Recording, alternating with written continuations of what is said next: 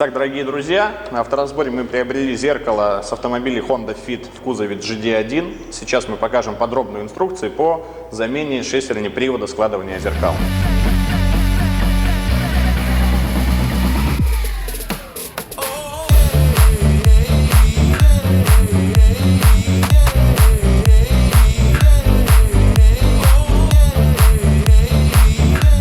На этом установка шестерни привода складывания зеркал закончена.